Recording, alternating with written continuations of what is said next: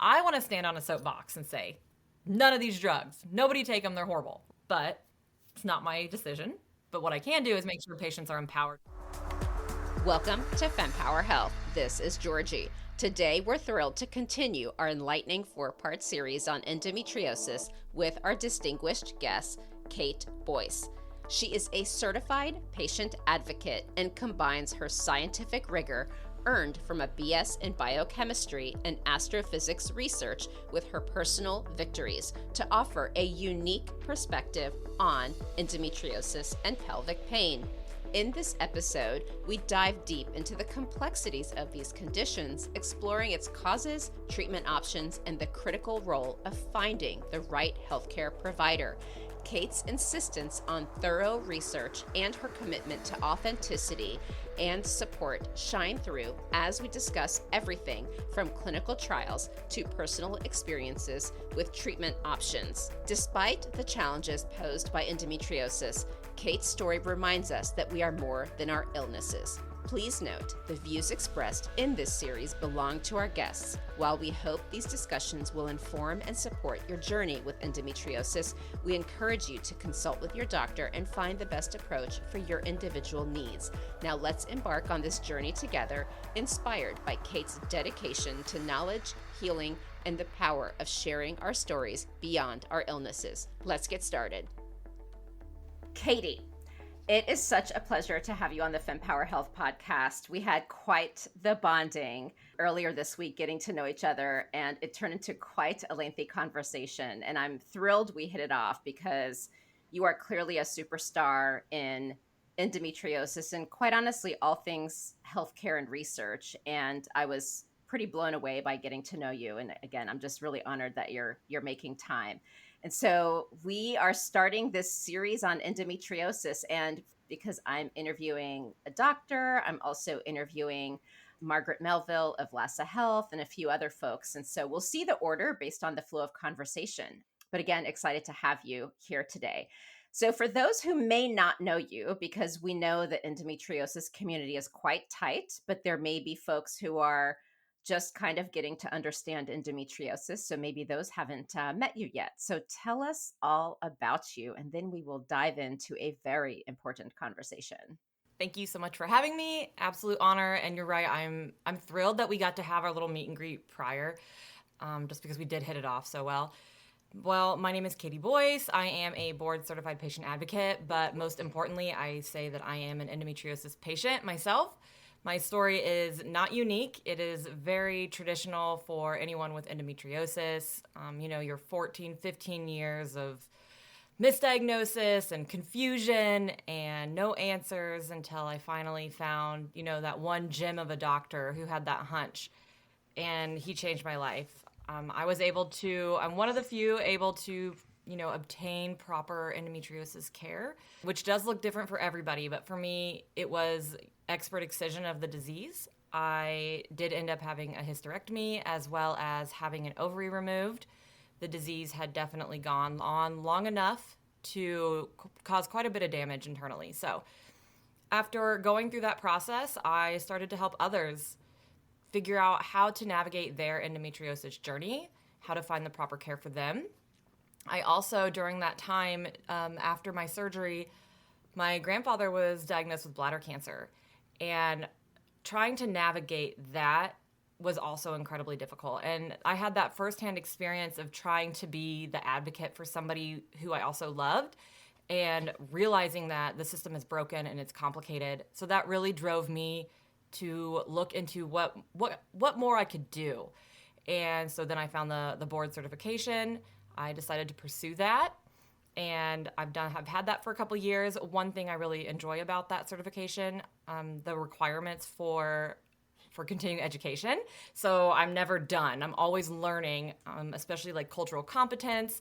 And the more patients I help, the more my eyes widen to the complexities of endometriosis, how not all of us have the same access to the same care, and how unique our journeys are. And I was telling you before, when I started this off, I was thinking, I'm going to just show everybody how I did it and everyone can get it done the way I did. And then I quickly learned that my role as a patient advocate is genuinely to just make sure that patients have all of the information available, all of the accurate information in front of them so that they can make their own informed healthcare decisions. And it's funny that you say that because I've done well over 100 interviews now across all women's health topics from various experts. And that is the theme. Nothing is a prescription. Like there's so many root reasons why someone may be going through something. And I think it's especially complicated with endometriosis for a variety of reasons, which we'll get into today.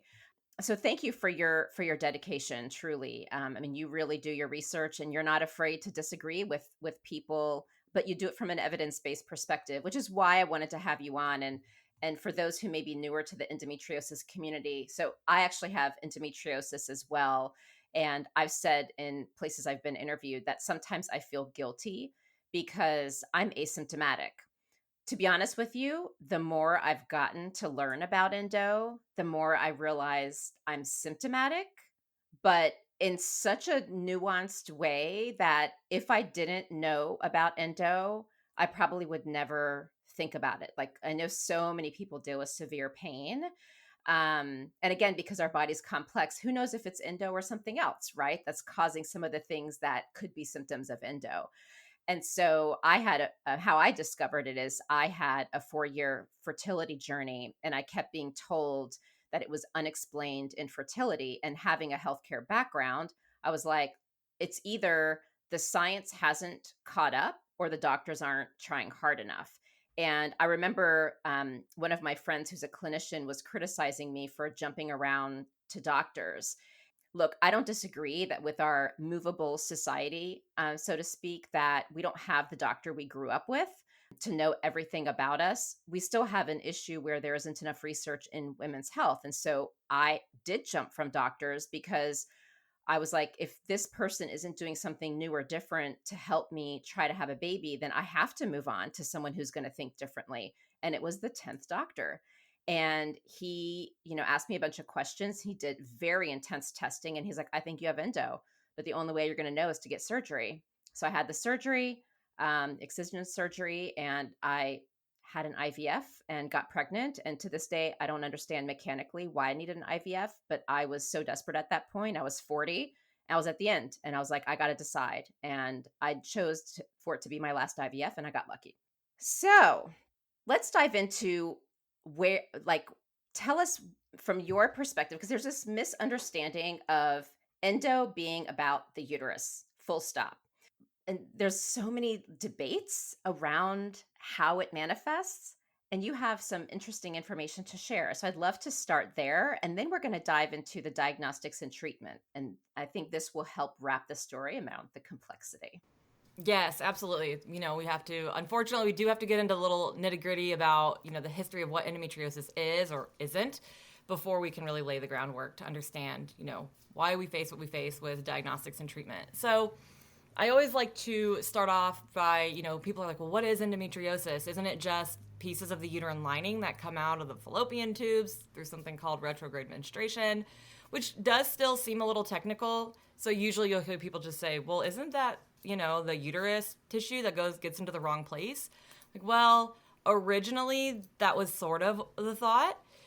Ironically, the individual who first came up with the theory is called of retrograde menstruation. His name was Dr. Sampson. He came up with this theory in the 1920s. But what's interesting is that his words actually do get a little bit twisted and misconstrued because when you read his actual literature, he does say in there, this might be what's causing it, but it's a different tissue. So it can't explain all manifestations of the disease.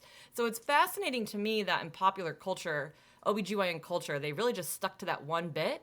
But if you read his original work, he even admits, this is much more complicated than that. And that gets missed, lost in translation.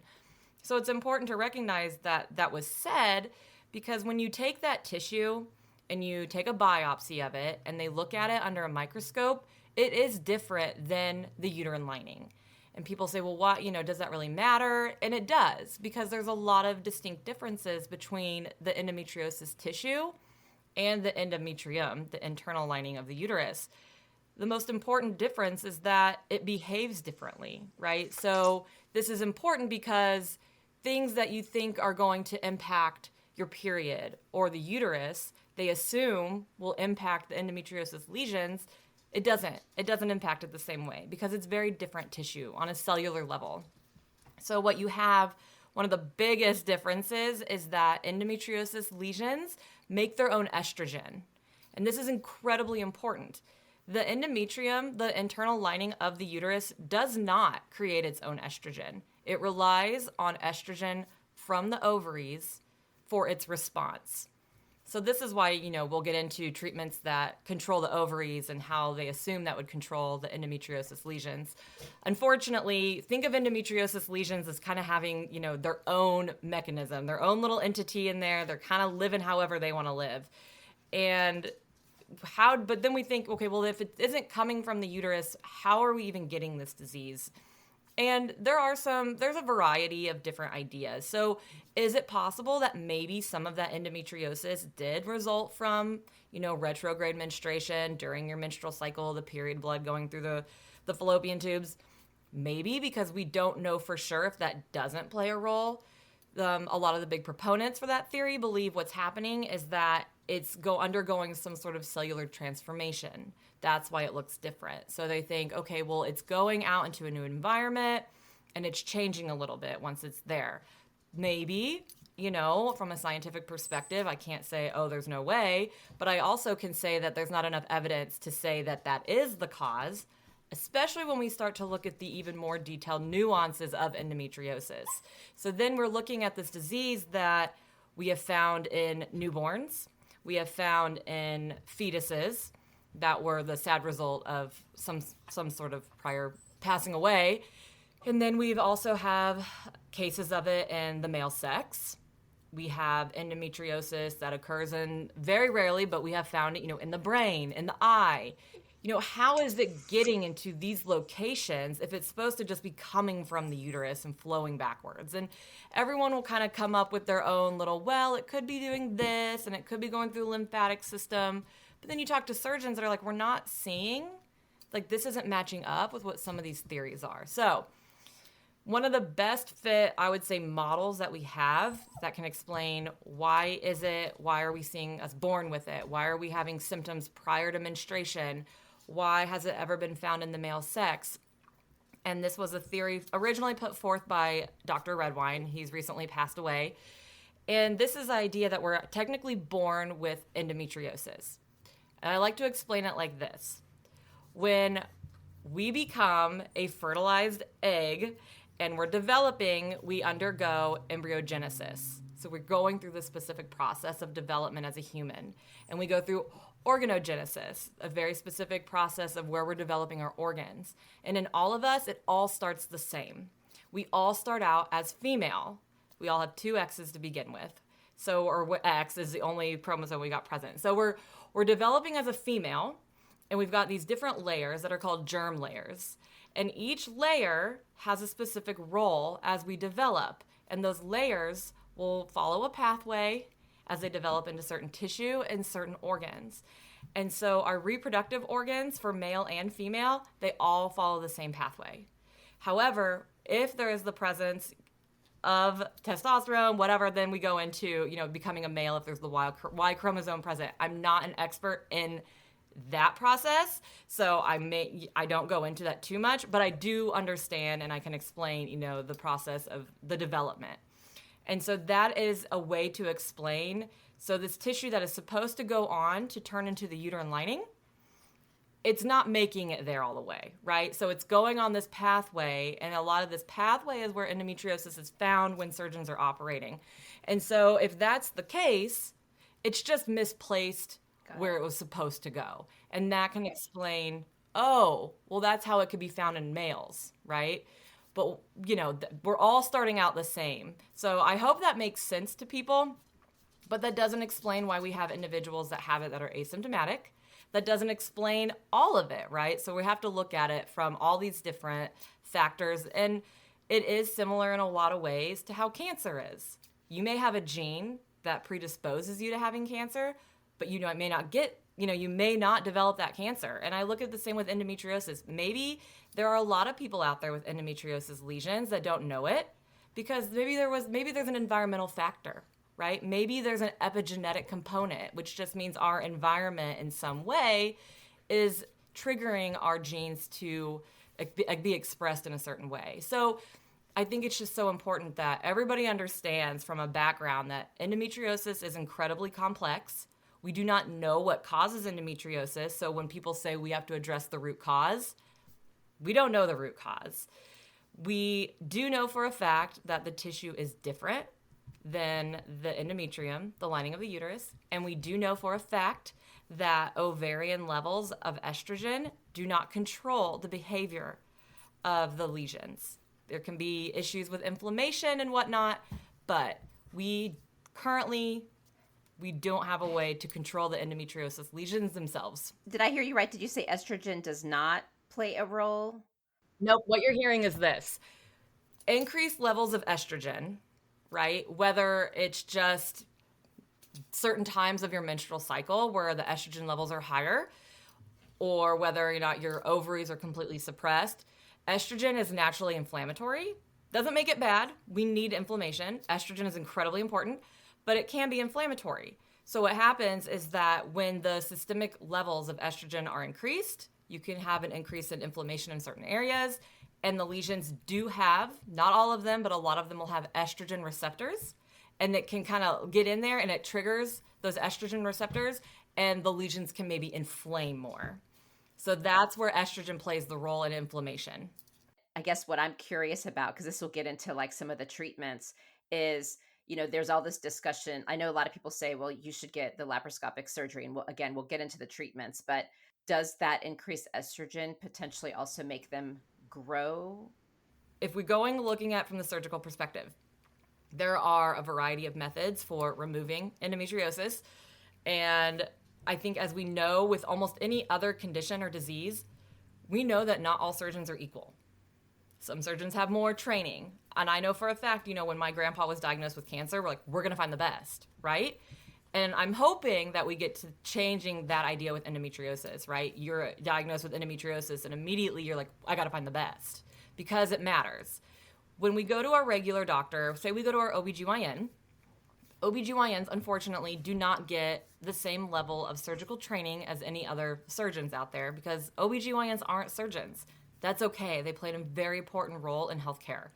Unfortunately, they're also expected to do surgeries. They're expected to do C-sections. They're expected to do hysterectomies. They're expected to do all of these surgeries without having the necessary additional training. And maybe that's just a product of women's health, right? So you've got these, I feel bad for them sometimes, they're just put in these positions where it's like, okay, I've got this patient in pain, I'm going to do surgery. And what are they taught in their little bit of time? Okay, well, we'll do laparoscopic because it's minimally invasive, shorter recovery. But what they utilize are these tools that just easily superficially burn, right? So they just kind of they'll go in, they'll see some lesions like powder burn, and then they kind of they ablate them or they cauterize them. Sometimes they'll fulgurate, just a little bit of a different type of energy source. And they go in, they look, all right, okay, we did that. And they'll say, okay, we got your endometriosis. And then sometimes they'll say, now you need to be on birth control to prevent it from coming back. Sometimes they'll just say, come see me next year, we're going to have to remove it again. The issue with that is that they're just superficially removing the disease, right? And we also know endometriosis has a variety of appearances. It doesn't just look one way. So it takes time for surgeons to learn, okay, do you see this little bit of tissue over here? It looks a little bit shiny. That means there's something going on. It's that detailed. It's that complicated. So it easily gets missed. And so patients continue to have pain or it's back. So it doesn't take very long for something that's been superficially shaved off, or just burnt to reappear. And so that's why it comes back a lot. There is no cure for endometriosis. So it can come back no matter what, but our likelihood of it coming back is a lot less when we can find a surgeon who can meticulously cut the disease out. And I relate it back to cancer. What they do in cancer is that they remove around tumors to the point where they can ensure there's no more cancer. So they call that excising with wide margins. And we can't see cancer, right? You can see the tumor, but you don't know where all of the malignant cells are. So they go as wide as they can until they don't find the cancer anymore. And a lot of these top endometriosis surgeons do the same. They'll say, okay, this is where we see the endometriosis. We're going to go ahead and go a little bit wider because maybe there's something that we're not seeing there, or they're seeing areas that don't look right, and they're cutting it out. And the thing is, you can't just cut wide with endometriosis. We have to cut deep. So this takes extensive training, and it's a hot topic because of the amount of training that it requires, and it's expensive, and these surgeons that are learning to do this are paying out of their own pocket. This is not included in their education. So it's this drawn out process, and so a discrepancy in your care or our care, and the discrepancy in whether or not and how fast endometriosis is coming back has a lot to do with the surgeon. That being said, you can go to the best in the world. They can remove everything. And for some reason, a couple years down the road, you're having symptoms again, you go back, there's endometriosis there.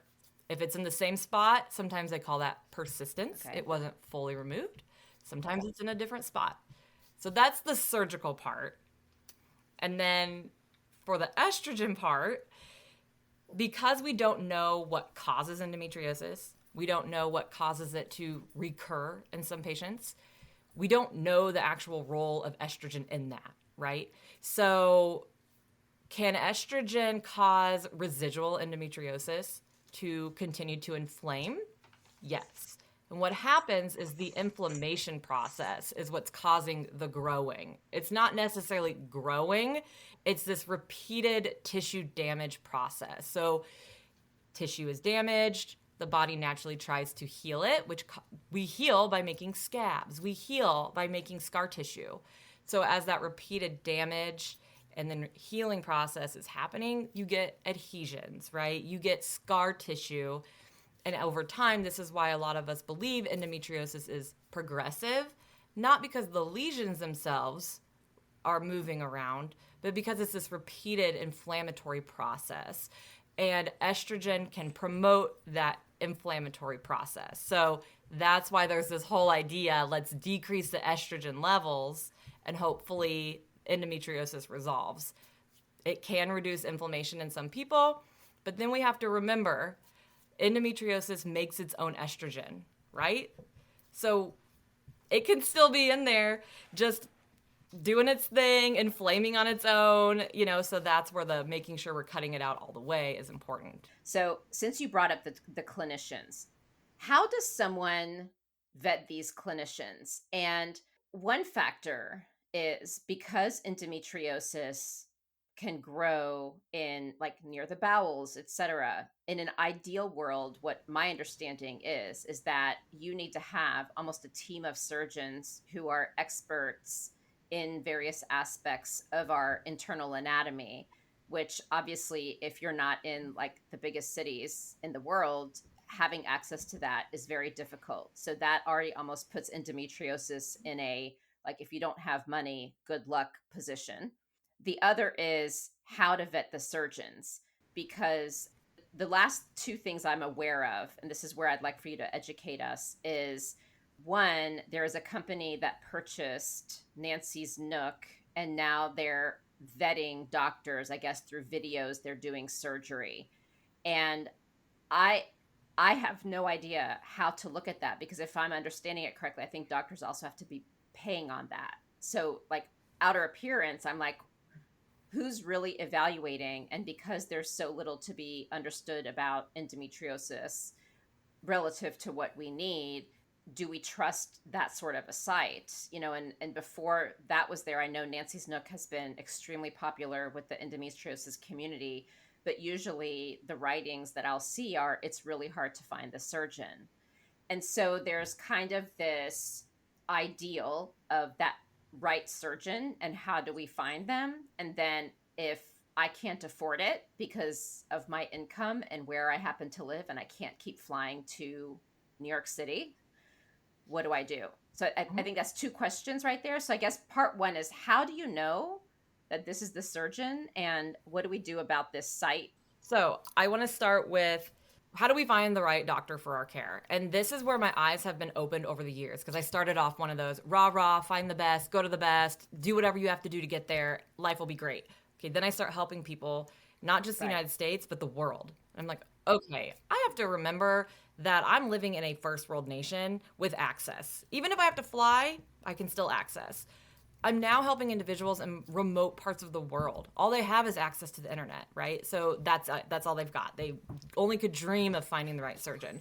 So what we do in that case is, and this applies to everything, we have to find the right surgeon for our care. And that's not going to be the same surgeon for everybody. So my surgeon was great for me. Yes, he's fantastic at removing endometriosis, but may not be the best surgeon for someone else. So this is why I've developed, a list of questions to ask your surgeon. And it's nothing novel, right? This is kind of like basic questions you can get from almost anywhere.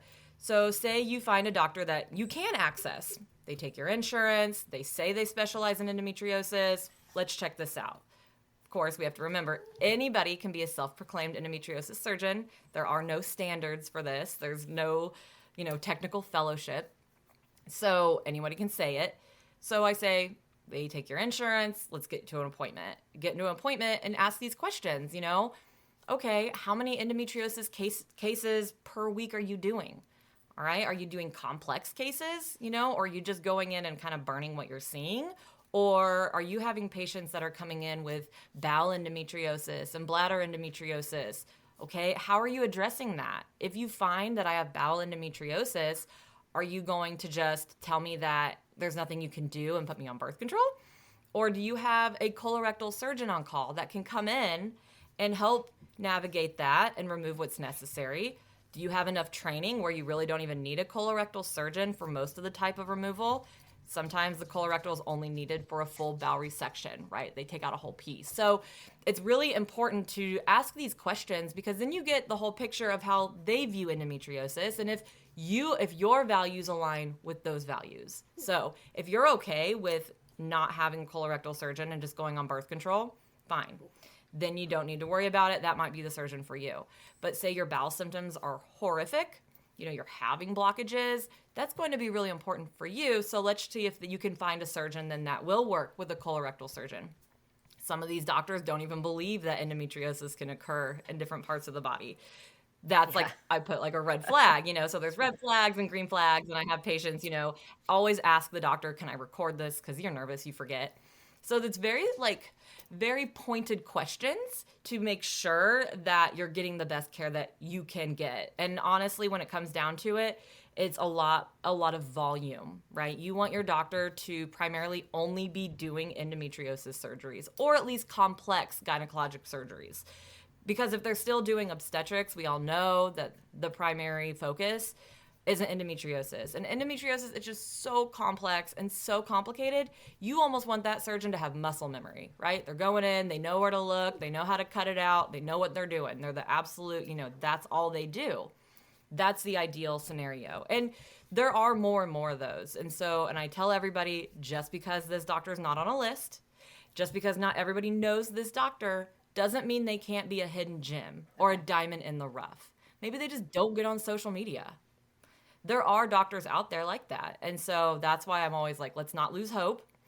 Let's just find who we can, kind of look at their resume a little bit, see what they've done for training, how they approach this disease. Let's go from there. As for the lists that are available, same thing, right? There is no legitimate vetting method for an endometriosis surgeon, right? There's just not. There are ones that have better reputations than others. There are ones that have done more cases. And again, I look at it at volume. This person may be on a list, but how long have they been doing surgery, right? Who was the person that even vetted them, right? Did they even have a video done? And I know with this certain, the one you're talking about, the I Care Better one, there are no requirements for saying, hey, we need your most recent 5 cases.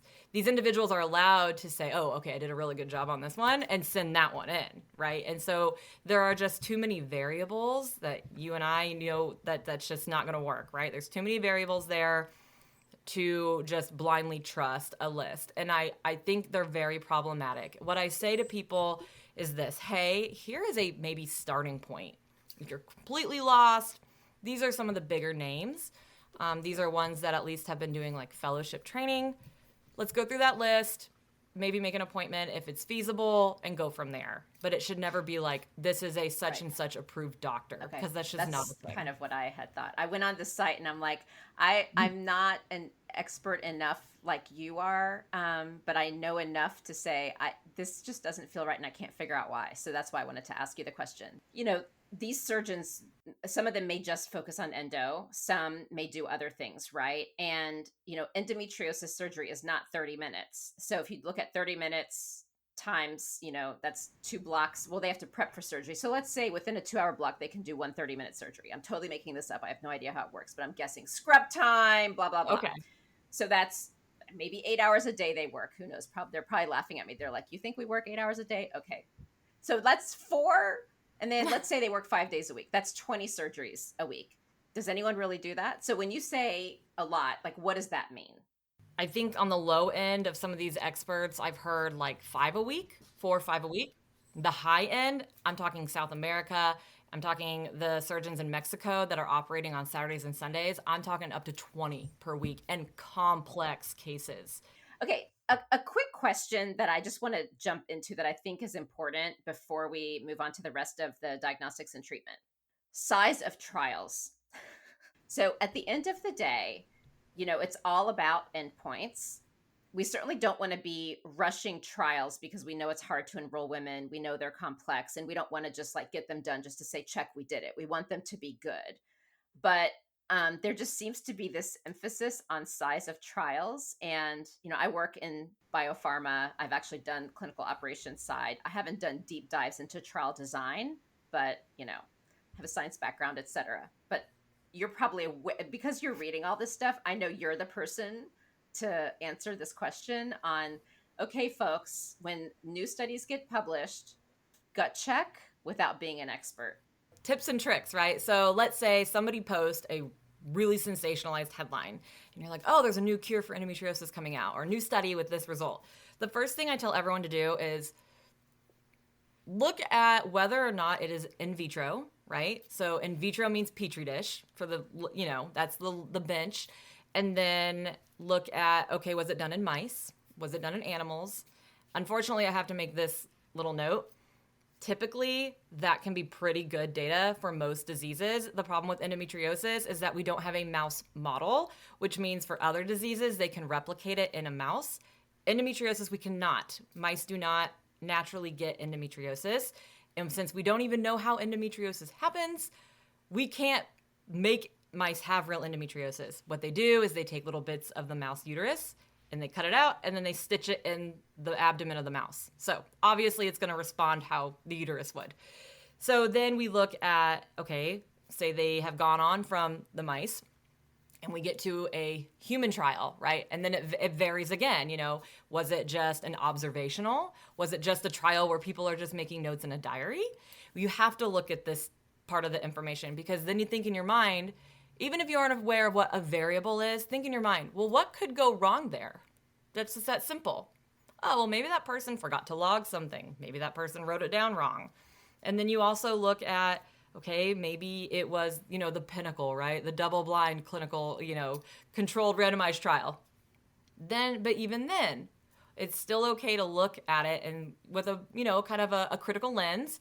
And I think that's when a lot of people are saying, well, there weren't that many people in the trial. If we're getting to the point where you're even doing a randomized controlled trial, 15 people is still going to be significantly better than looking at something with mice, right?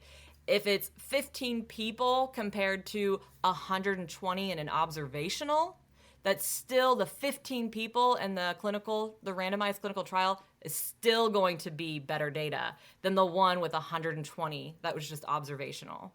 And we do have to remember it's a process. Like you were saying, it's not just, oh, we're going to go ahead and just jump to throwing 150 people into this trial with this drug or whatever we're doing. It's not safe. So, we have this hierarchy that most of us are familiar with and in science. And it's just important to, trial size isn't the only important factor. There are so many other things that we have to look at. And that's where, even funding comes in. And unfortunately now a lot of publishing is pay to play. So there's a lot of junk science that gets published just because you can pay for it. So yeah, it's not just as simple as saying, well, there weren't enough people in that trial. Well, let's look at the details of it. That makes sense. Thank you. Now, let's go back a little bit and talk about this path of diagnosis treatment. This is where, again, I'd love to clear the air. And what I love is that you've spoken to patients who have varying degrees of access, and there are varying tools all around the world. In an ideal world, you can go in, see your OBGYN, they can do pelvic ultrasound, MRIs, things like that. My understanding is, but it could be missed. The only true way is surgery. We know there's things like inflammatory markers that they can do through endometrial biopsies.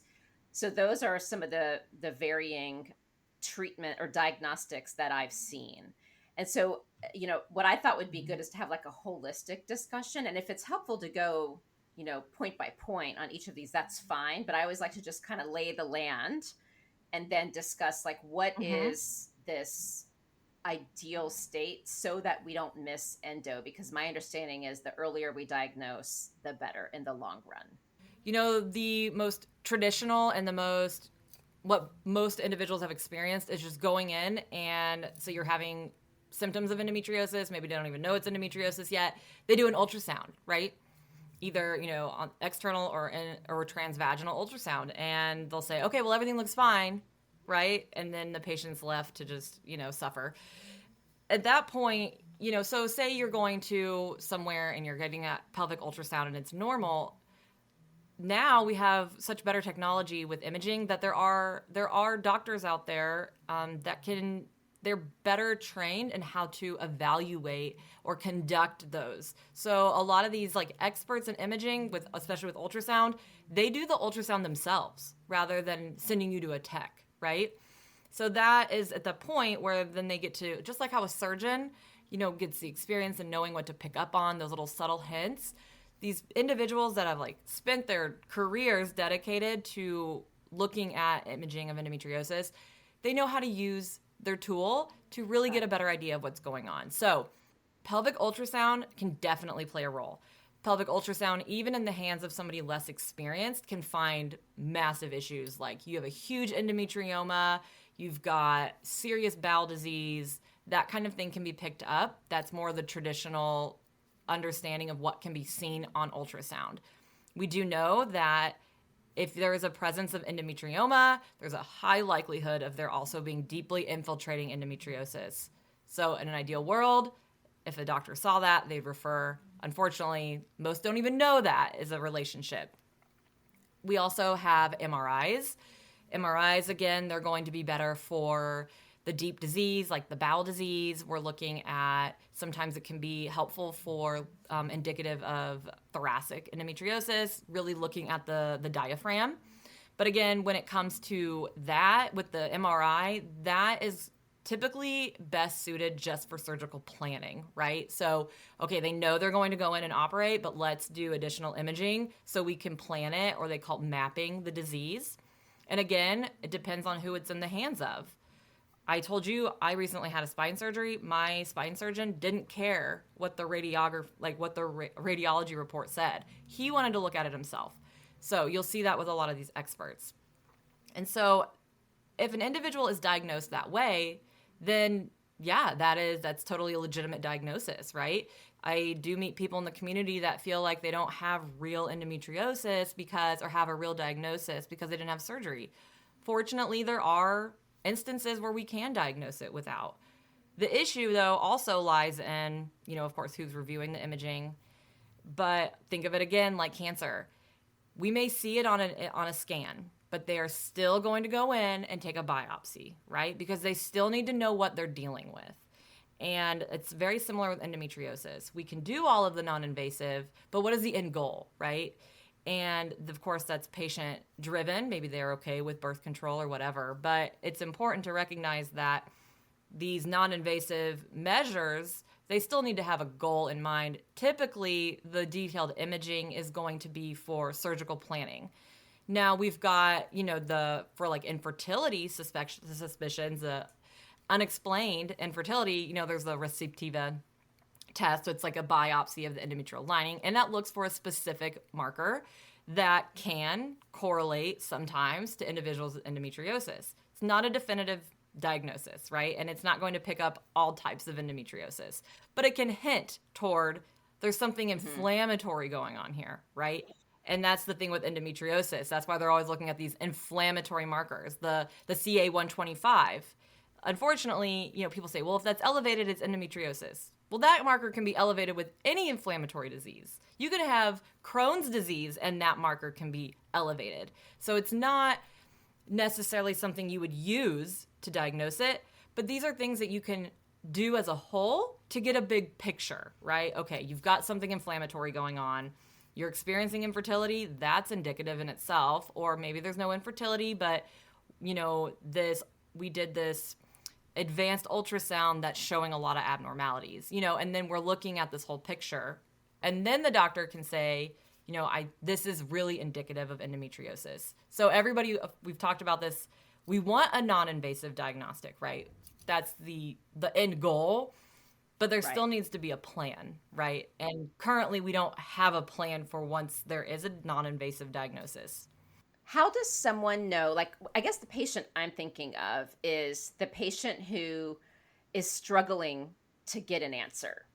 And so you walked us through like the tools that are available to have the diagnosis. And it seems like, there are certain, types of doctors who can, like some green flags, so to speak, that you shared, like the doctor who does the pelvic ultrasound himself or herself, etc. So why do people struggle with the diagnosis? Like what is going on there? Because at the end of the day, endometriosis is just so variable, right? And no imaging can pick up superficial endometriosis, which means it's not a certain depth beneath the tissue. So we don't have imaging that can pick that up, right? There's like one individual saying that they can with their test. Maybe in the future, but currently as it stands, no. So what we're getting are patients that are still suffering without a diagnosis because it's not being able to be picked up. That's why everyone wants the non-invasive biomarker. And so they're falling through the cracks because then we do need to have surgery for that definitive diagnosis, right? So it's tough because that's when that biopsy is so important. Because even if you do go in and have surgery with your regular OBGYN and they're like, well, we didn't see anything, that doesn't mean anything either, right? Because who knows if they even know what they're looking for. Endometriosis sometimes hides. Sometimes endometriosis is in something called, like, there's these things called peritoneal pockets. They're little pockets. And unless the surgeon goes in and takes it and pulls it out and looks, they can miss the endometriosis. Like, that's how horrible this disease is. And we know that the amount of disease doesn't correlate with the amount of pain. So maybe there's this patient that is having so much pain, their imaging is fine, they go to their OBGYN and have surgery, they say there's nothing there, but what if, and there's a video of a surgeon that had this experience, they finally got this patient and they found one of those little pockets. And they removed the endo there, and it was really related to the area where that patient was experiencing the pain.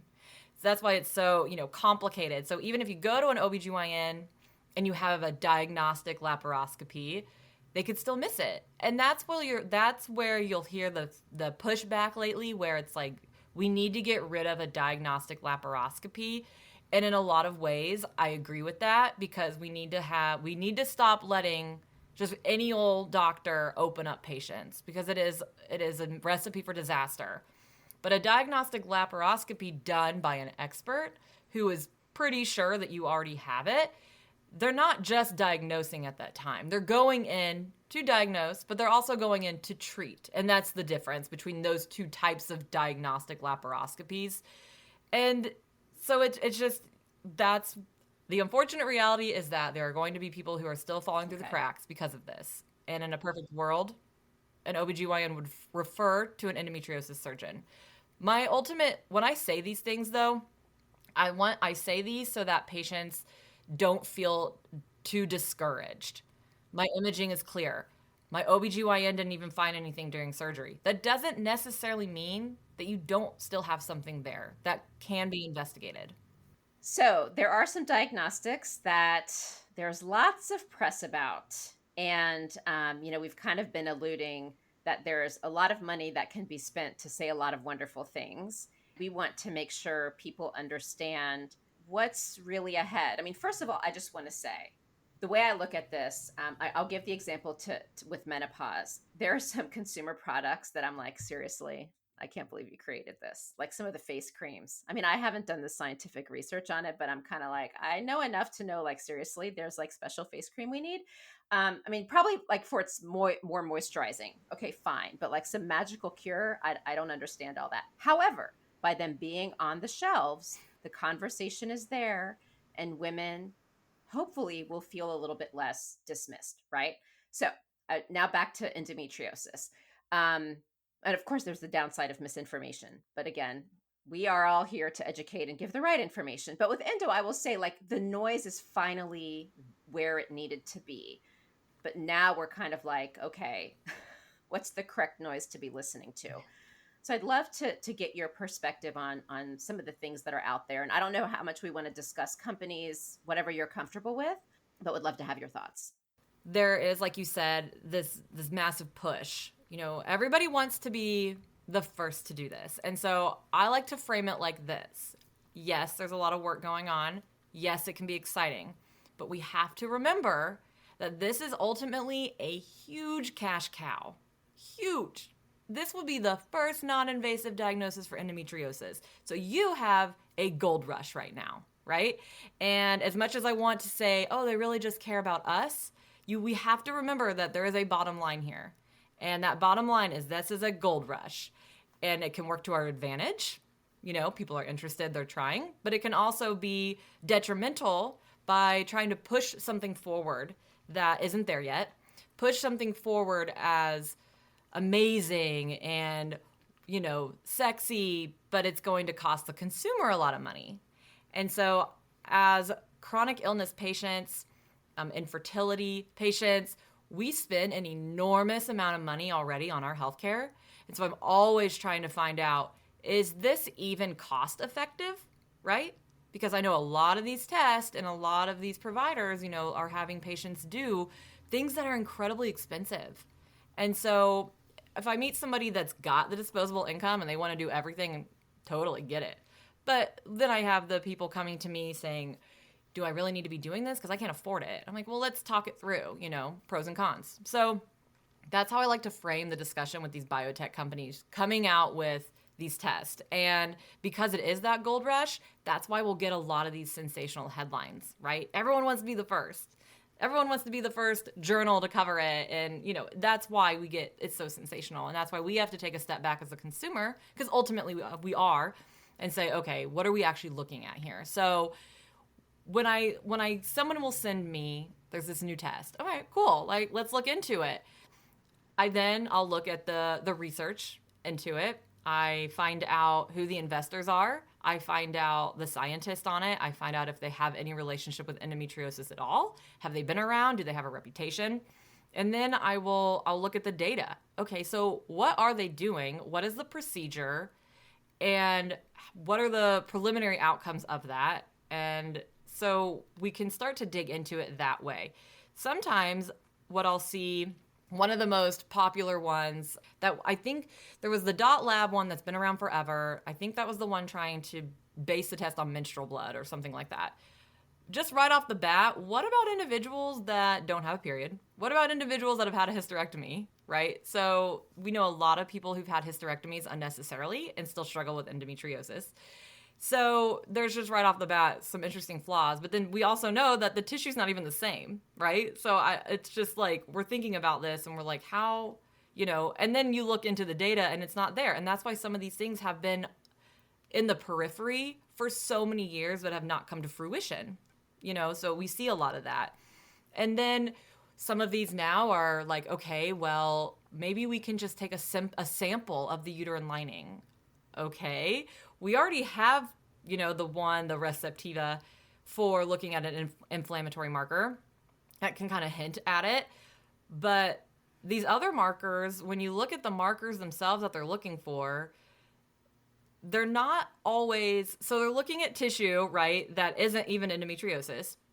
We do know that patients with endometriosis can sometimes have variations in their endometrium. We don't know if it's what's causing chicken and the egg, right? We don't know if the uterine lining is different in some ways from a healthy uterine lining because of the endometriosis.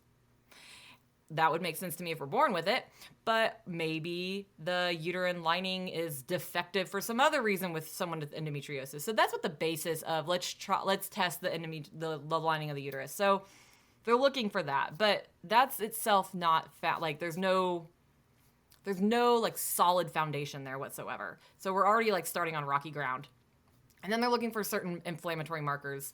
But like I've said before, some of these markers, they can be associated with a variety of different conditions, right? Like I was saying with the CA125, any inflammatory condition. There's one company right now looking for one that they're coming out with their test. They're saying it's going to work. They're looking for something called BDNF. That is actually commonly found with various psychiatric disorders.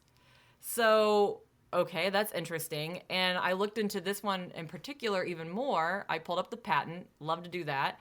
And I'm looking at it, I'm looking at the methods, and I'm like, they're saying that the individuals with endometriosis have an elevated BDNF, right? And they're saying the ones without endometriosis don't. I was like, okay, well, how many patients? It was like not even 100 patients, but like we said before, that doesn't necessarily mean it's not worthy of investigating. So I looked even further. The endometriosis patient group that was the no endometriosis, they didn't do surgery on them if they didn't have symptoms. So how do we even know they didn't have endometriosis? And I know it's funny because the first conference that I ever went to about endometriosis, which was obviously soon after I discovered I had it, they were talking about how these studies are hard because you basically have to do surgery on everyone to just make sure they don't have it if you really want to do the study right. And even worse, you have to look at who the surgeon was doing it. So this study, I know the surgeon that was doing it. And this surgeon does maybe 4 surgeries a month on endometriosis patients. This is how complex this disease is. I can't guarantee that even that surgeon that did it, if they had done the surgery, I wouldn't even be confident in saying they found it all, right?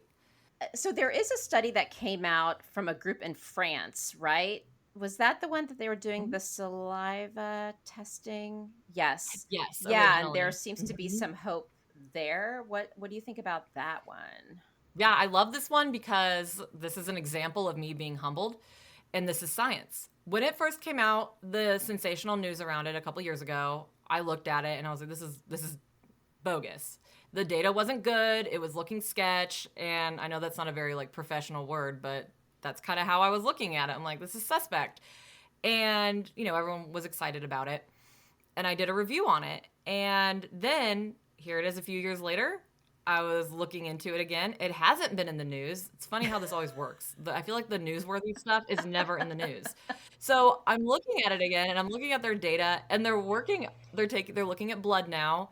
And I went, wow, they have made a lot of progress, and they've shifted the way that they're looking at their diagnostic for it. So everyone's looking for a biomarker, right? And I'm always saying there's a reason that we don't have a overall biomarker for cancer, right? It's too complicated. We're never going to have, and I will I would probably bet money, we're never going to have a one single biomarker for endometriosis. Exactly. It's too complicated.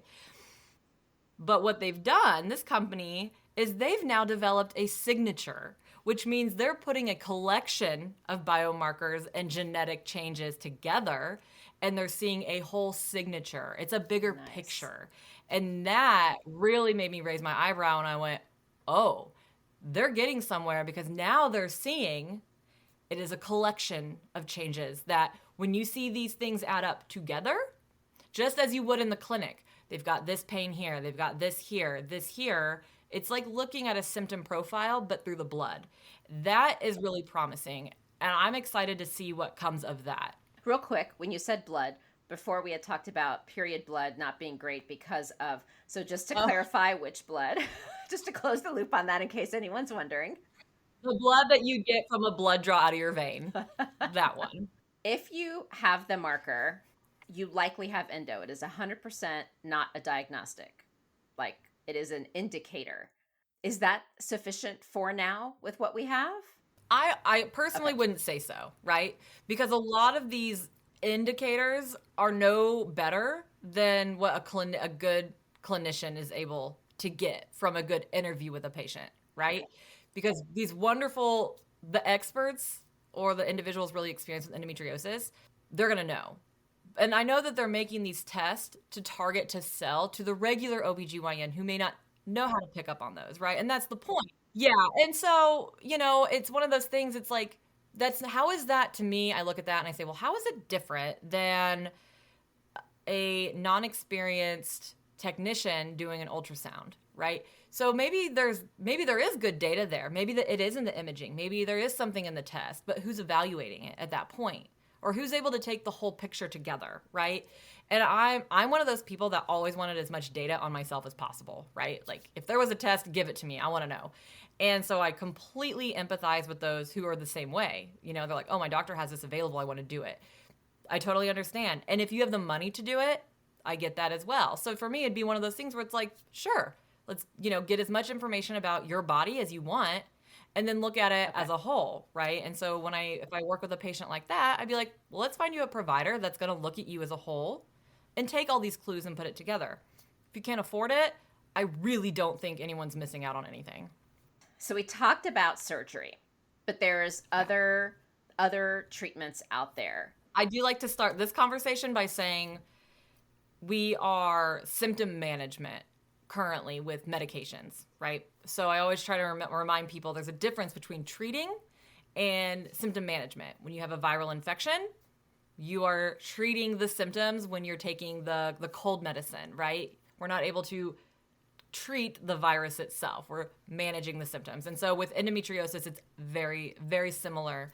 The only treatment we have is the proper cutting out of the disease, right? That is the only time that we've ever been able to look through a clinical trial and say, oh, we cut it out here, in X amount of patients, it didn't come back here, right? That's the only time we've ever been able to see that. And so that's why we say the gold standard of treatment, is excision of endometriosis. Doesn't mean it's a cure, but it's the only treatment. Everything else we have is symptom management. Even burning superficial lesions can just be symptom management. And so that's why I like to preface, it's not necessarily treatment, but we're managing how we can. And so, the first line of treatment for everybody, when you go to the doctor, they're like, okay, well, we're going to treat your endometriosis. We're going to put you on birth control. So a lot of the times they'll do this before even a diagnosis, right? They just kind of say, well, you've got these symptoms. It could be XYZ. There's no reason to rush into surgery. We'll just do birth control and see if it helps. That's not necessarily wrong, right? An ideal world, patients referred to an endometriosis surgeon. We don't have access to that. And maybe some patients go on and live happily ever after, feeling okay on birth control, right? Sometimes patients have to try a few different types of birth control and they're okay with that. And I've met a lot of people who were okay with that. But it isn't for everybody. We forget that birth control is a medication. I feel like a lot of people are just like, I've talked to so many doctors that tell me they have to explicitly ask their patients if they're on birth control because they'll just not say it. Are you taking any medications? And they'll say, no. And they're, are Right. you on birth control? And, it is a medication. And the premise of that, why birth control is the first line, it's because we know birth control can help with period pain and it is disrupting the cycle. It's working on the ovaries, right? So it's telling the ovaries, all right, let's downregulate a little bit. Let's calm this whole system down. And then, you have less of that inflammatory response that comes with the menstrual cycle and it kind of just keeps things level. But as we know, endometriosis isn't going to just respond because you're doing something to the ovaries. So a lot of patients don't have relief. You get patients that are like, it's not working for me. And I think it's important to recognize that a lot of us can't take birth control because of psychiatric side effects. I was one of those. I tried a few different kinds. It really messed me up. And so that wasn't for me. Sometimes they'll try, just basic non-steroidal anti-inflammatories because it's an inflammatory disease. It can work. I was on a really strong one that eventually was taken off the market. It worked for me. So it sucked when it took it off the market. But I'm grateful they took it off the market, right? It was for my safety. And so that's kind of like your first line. And then say it's not working, a doctor may say, well, let's take birth control continuously, right? So you're never having a week without it. And so maybe that helps because it's a little bit of a more intense suppression. But it doesn't mean that endometriosis is gone, right? It just might be helping with some of the inflammation.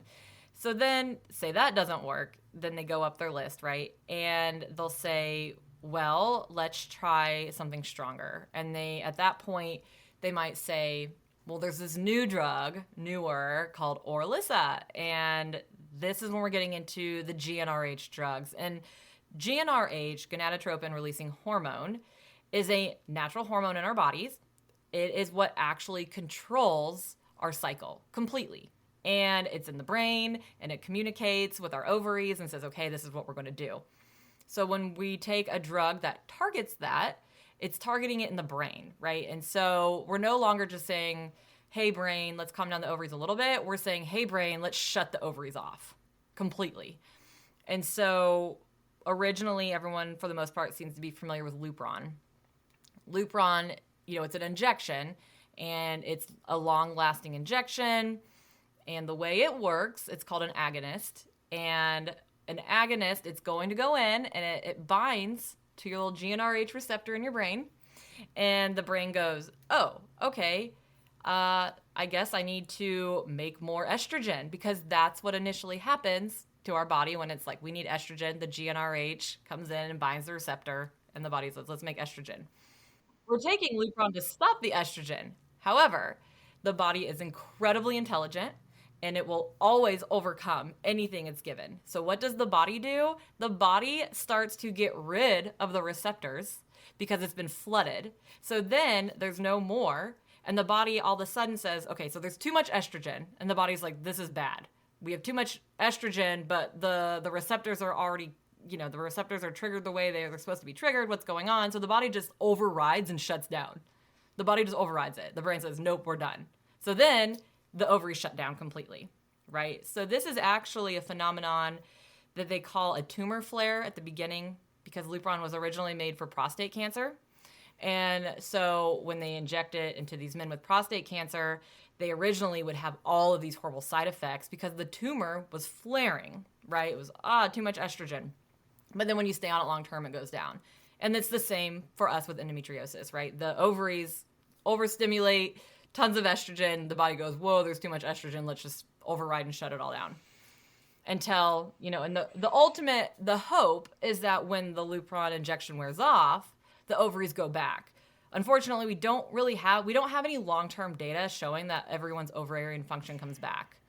And that's one of the biggest issues with Lupron. And the ultimate goal is we don't want to kill our ovaries for the rest of our lives, right? We need our ovaries. So here's the deal with that. So we don't know for sure if everyone's ovarian function is going to come back. We know that because it's shutting our ovaries down, we are not getting the proper amount of estrogen, and we're having significant bone loss. We see it in the trials. We do see in the trials, after a while, some individuals regain their bone mass that they lost, which is great, but not everybody. And because these side effects are so intense, the FDA has stated that Lupron should never be given for more than 12 months total in someone's lifetime. And that is only if there is something called add back. So if you're just getting straight Lupron injection, FDA says no more than 6 months in someone's entire lifetime. No more. If the provider says that that patient needs to be on it for longer, like a year, they are allowed to do that as long as they are giving that patient some add back hormone. So a progesterone, estrogen, something to give the body a little bit, but no more than that. And I can't tell you how many patients don't even know that. How many doctors know that? Can I just ask you that? How many doctors know that? The only a few that I talk to. Or what they do, and this is common, they say, well, we're allowed to use it off label however we want. I said, you are. That's true. I take a medication that's technically off label every day. But my doctor and I went through the black box warning. My doctor and I went through it. I went through the literature with my doctor, right?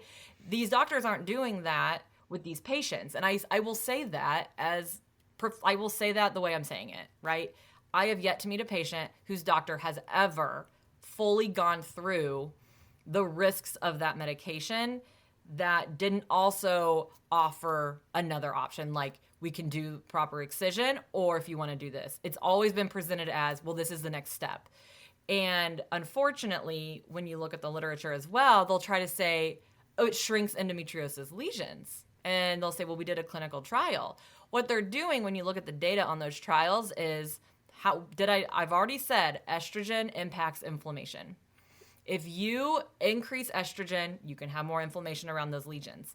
If you decrease estrogen, you can have less inflammation. That doesn't mean the lesion's gone. It just means the lesion is less noticeable.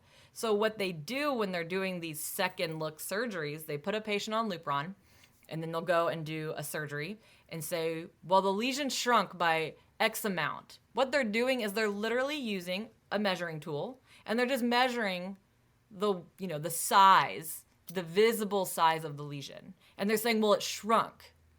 No, the inflammation around the lesion may have decreased. And we know for a fact when these patients, because they go to have surgery later, the lesions just re-inflame as soon as they're off. So that's why it's not a long-term treatment, because say you take it for the full year that you're maxed. Well, what's the goal after that? Because we know that it's not actually eradicating the disease. However, a lot of providers don't actually know that. They're just told, well, look at this trial data. It shows, right? And I don't necessarily fault the doctors for that, because we've had this discussion. They're busy, right? They're busy. They're working with patients. They're relying on industry to give them the facts. But the unfortunate reality is that there's so much more to those facts than, what's just being shown on a pretty picture. And then we've talked about, this is why digging through the data is so critical.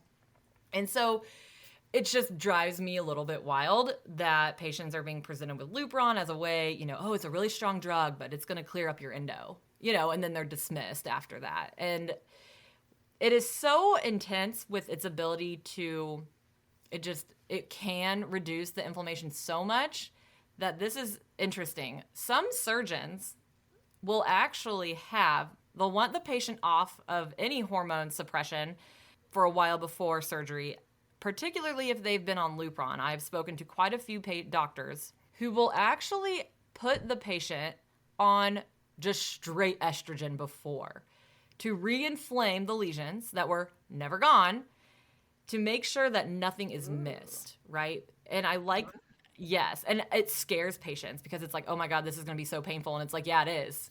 This is definitely when it comes down to, is this something you really want to do? Because they're like, well, I've been on Lupron for 2 years, right? I can't imagine. And they're like, so I'm worried that some of my endometriosis may not be visible, but it's still there. So then they can work with their doctor and say, let's just give you some straight estrogen and inflame everything. And that way they can see it all, right? Because again, the Lupron never got rid of it. So that's something that's really fascinating, and one of the ways that we understand how estrogen can impact the inflammation around, the lesions. And not all of it, but some of those. And so I want to move on to Orilissa. So why Orilissa was developed is because everyone wants a pill rather than an injection. Lupron is scary because you can't stop it once you get your injection.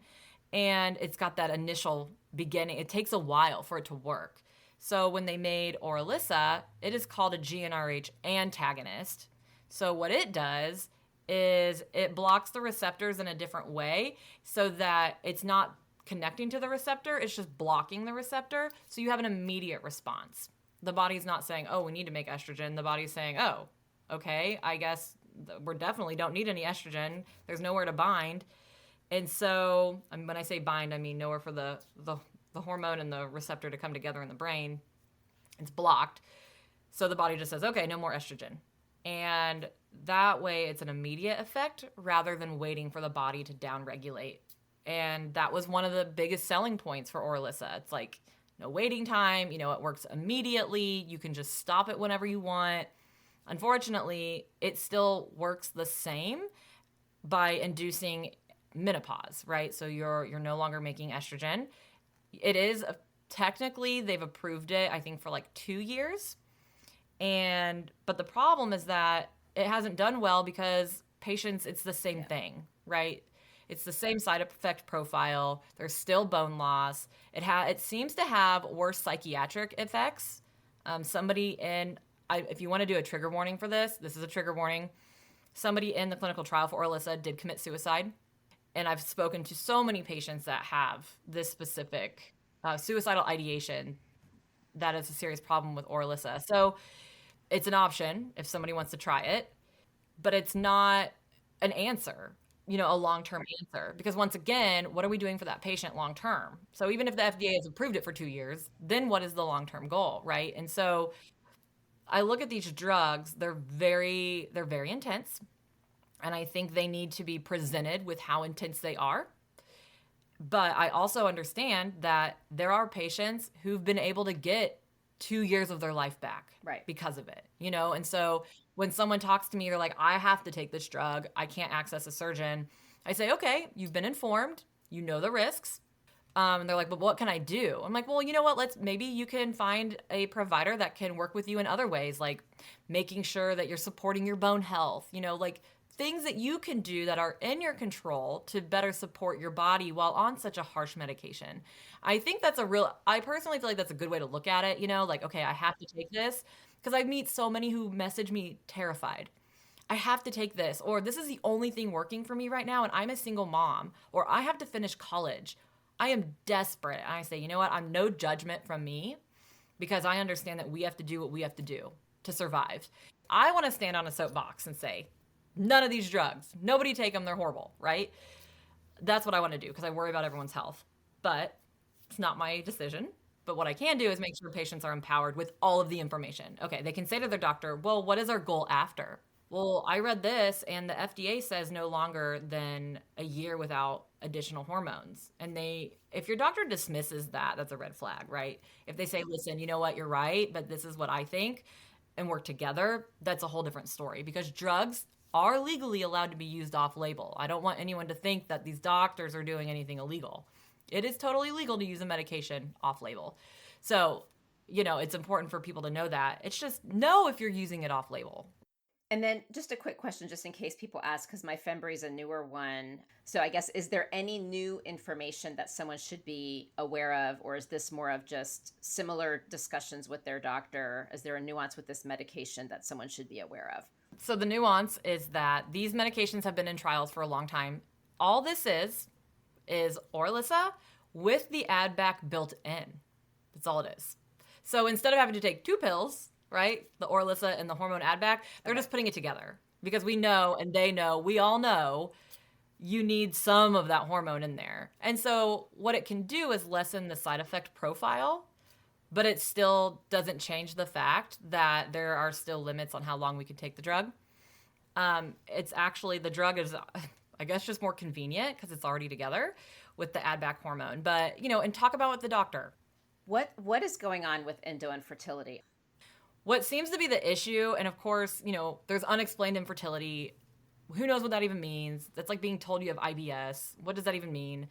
And, there's ways that they can look at it. And what we do know, and there's a whole group of doctors that do NAPRO surgery, meaning they don't do IVF at all.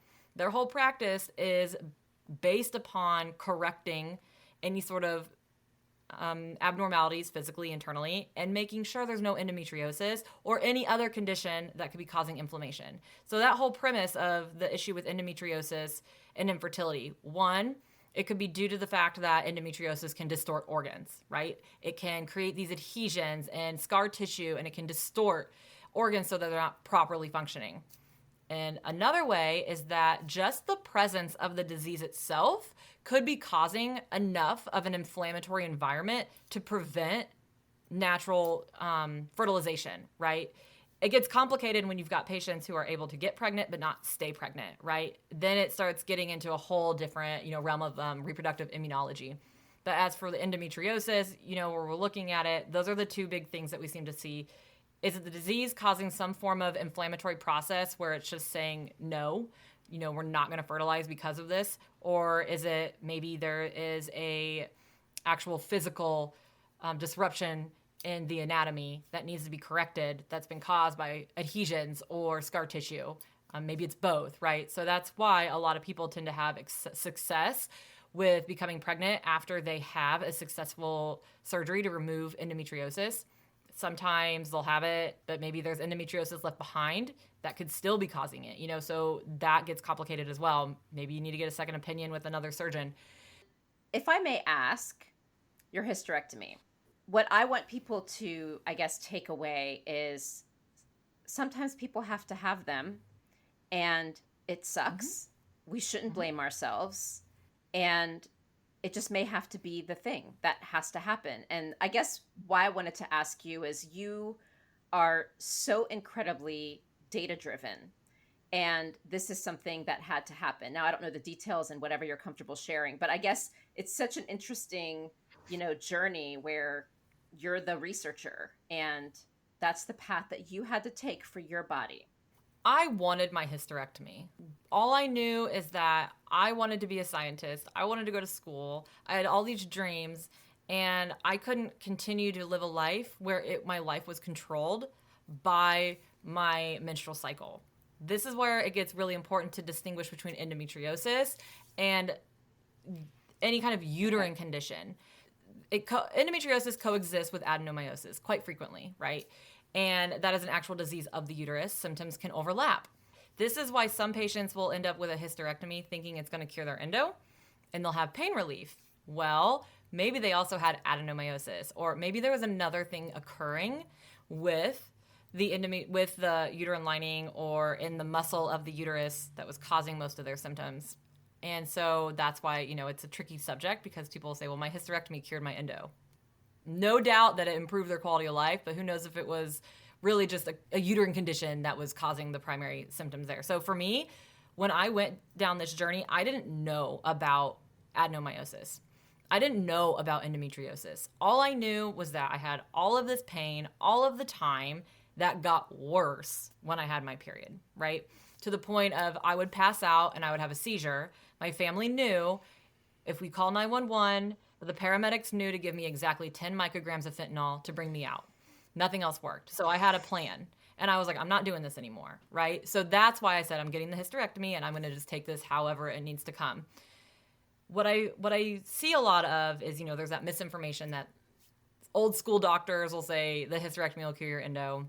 So I don't want patients to ever feel pressured into a hysterectomy, because a hysterectomy is not going to remove the endometriosis lesions elsewhere. But what does happen with endometriosis over time is if you are getting a lot of that scar tissue, you are getting a lot of the adhesions, things like to attach to the uterus, or the uterus likes to attach to things, right? So a lot of us will have the uterus attached to our sigmoid colon, the descending part of our colon.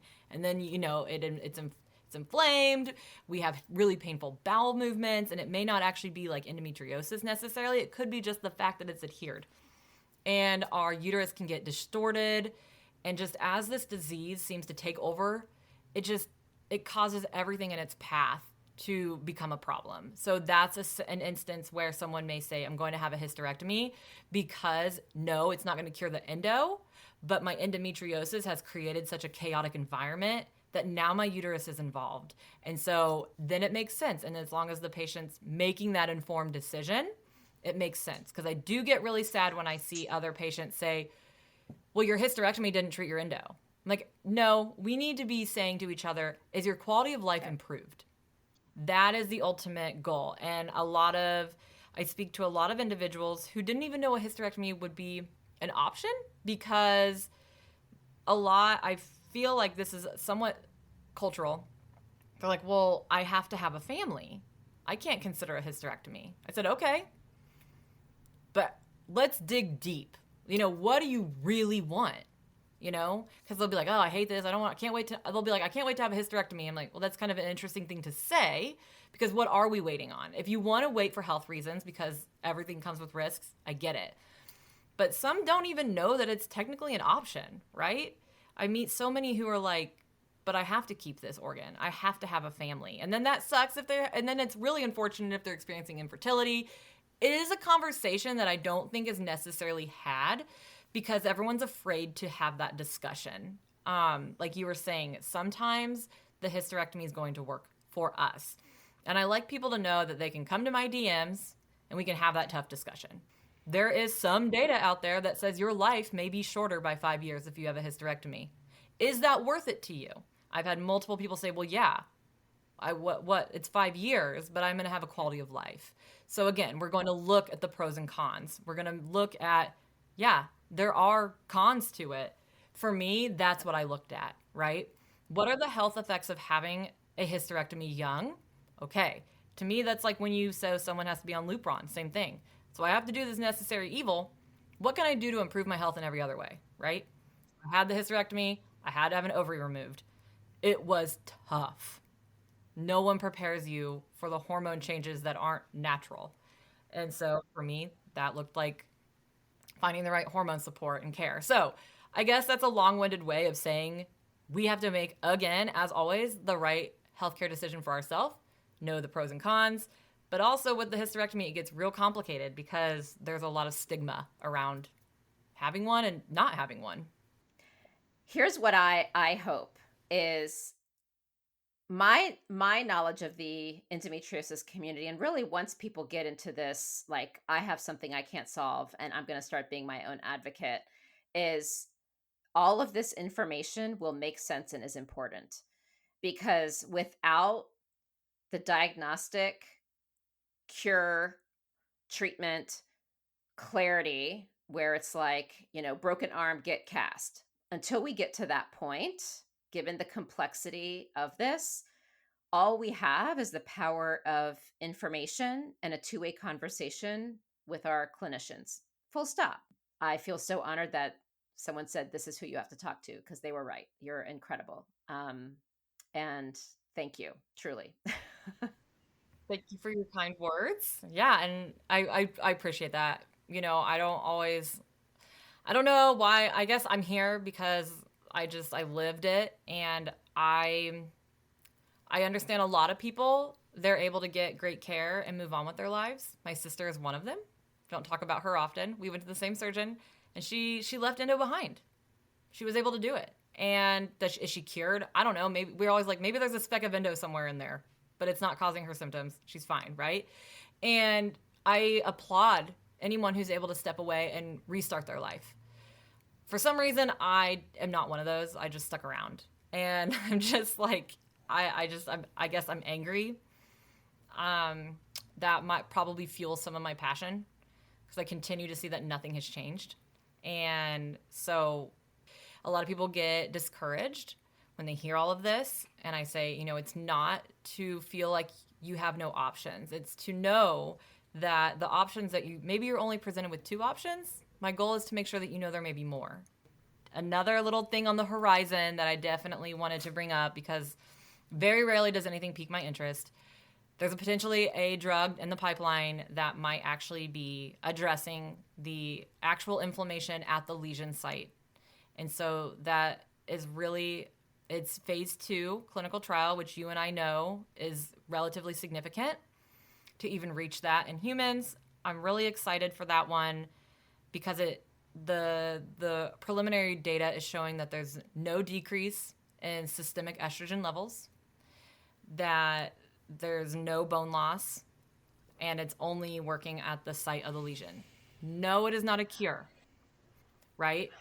But it is able to target the lesion and reduce the actual estrogen activity at the lesion, which hopefully, if you can take that, so say that when I was 16 years old, I could have taken this instead of birth control, maybe by reducing that local constant inflammatory process, it can reduce the impact of long-term progression of adhesions and scar tissue, and with a lesser side effect profile. So that's the ultimate goal. And I think that is a really great way to look at endometriosis right now, rather than just go for the cure, right? We need something in the interim for those who can't access surgery, for those who need to finish school.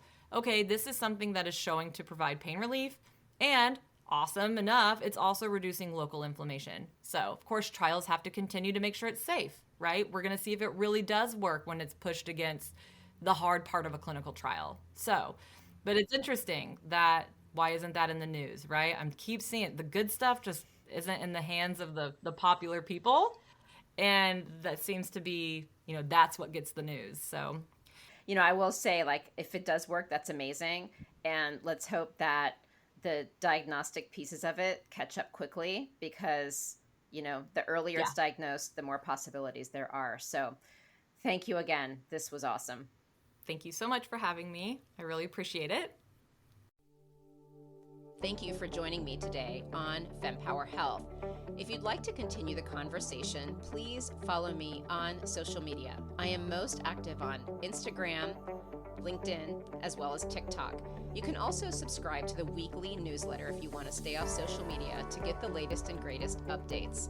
And you can find the link to that either on my website, fempower-health.com, which is a hub to all the different health topics I've covered over the past 5 years, or you can go to the show notes where there's links to all the helpful resources that are relevant to this discussion. And if you know of someone in your life who would benefit from this information, please do pass this along, because that is how we can ensure this important information reaches those who need it most. And for anything that is discussed medically, please understand that none of what we share on Fempower Health is medical advice. It is all for information purposes only, and only a conversation between you and your doctor can give you the care that you need. Thank you very much.